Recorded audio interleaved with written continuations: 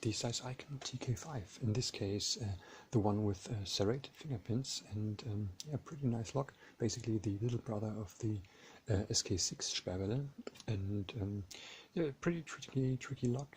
Here's what the key looks like, with 5 pin stacks on the top and 4 fingerpins on the side, and yeah, pretty neat lock. And I noticed that there are basically two approaches on this lock. First, you can theoretically get the top pins set partially, and then pick the side part, drop into a full set, and try to pick the spools in this state. But I noticed that the chances are very high that you drop basically everything in point of sidebar things and have to start all over. So I decided to pick basically everything top stack, and then the sidebar completely separately from that. It happens most of the time, but sometimes not, so wish me luck that in this case I'm successful. So let's start.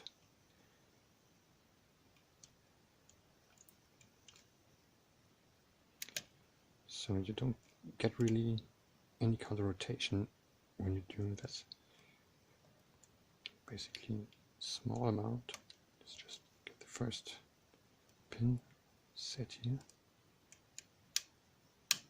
So this should be spool number 1, pin 2.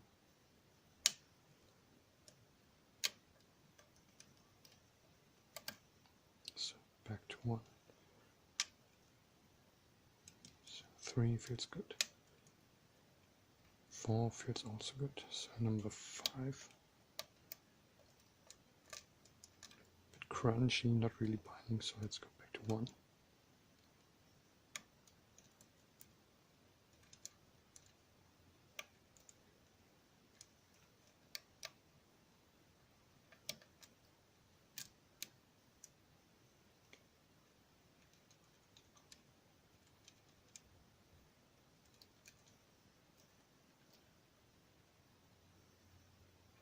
Okay, everything feels good so far. We don't have any springy pins left. Let me go through the stacks one more time.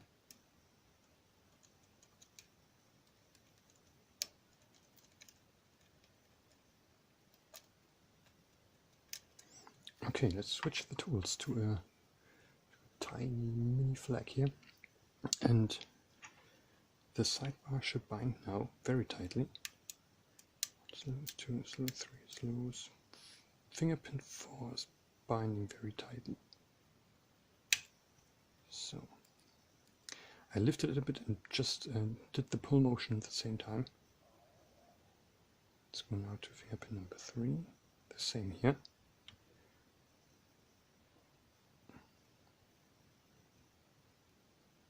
Still binding.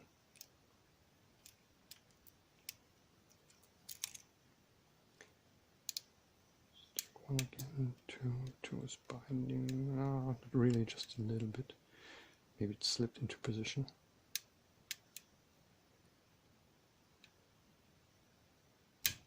And here we go. So, this was nice.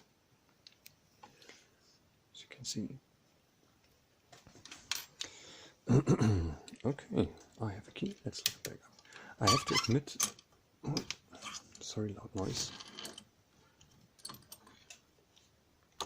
I have to admit that I haven't taken it apart for quite a while now. Let me just adjust the focus a little bit here. So forgive me if I'm struggling a bit here, but let's see how it goes.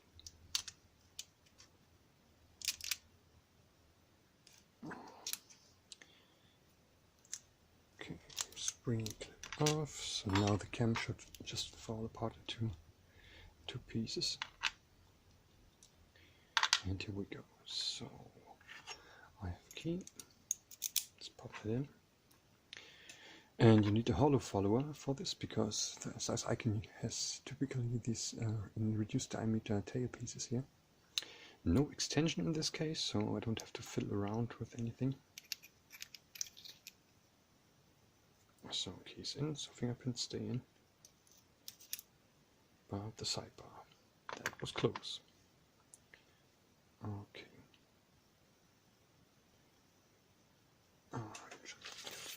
Pair of fire tweezers here.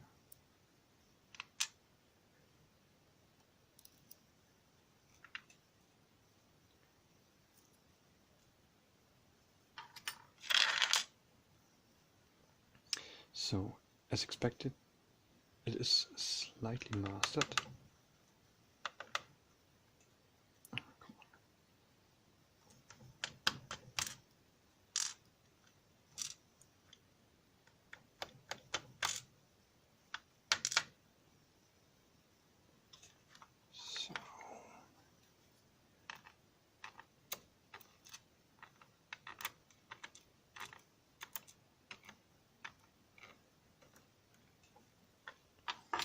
Okay, now we can slowly remove. Oh no, let's do that later. Let's first do the driver pins. Just switch the followers here because I just don't like this hollow ones to take the pins out.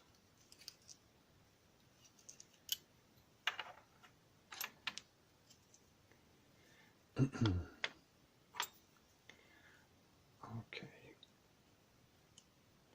So standard in one. And this should be followed by 3 spools.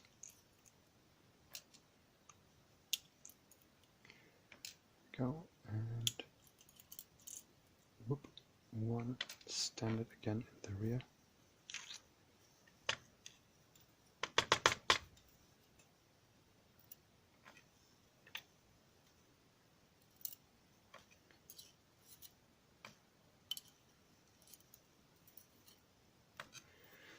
Okay, there you can see the sidebar groove here, the side. Sorry for my focus here. Okay, so and now let's go to the fingerpins.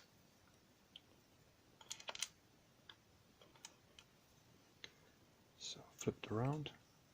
Or we can just take a quick look at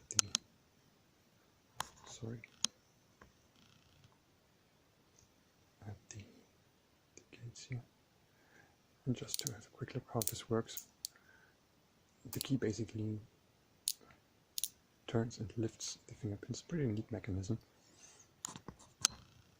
Let's get back to cutting this thing.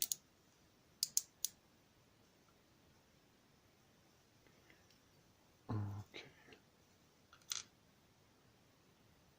So I'll just do it.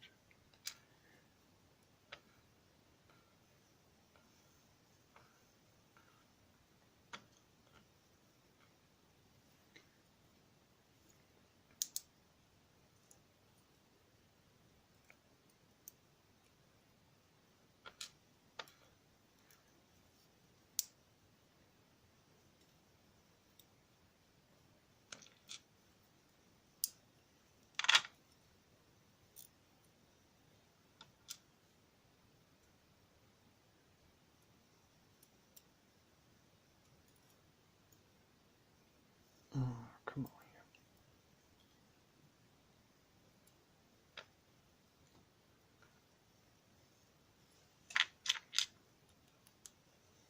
here. Nope.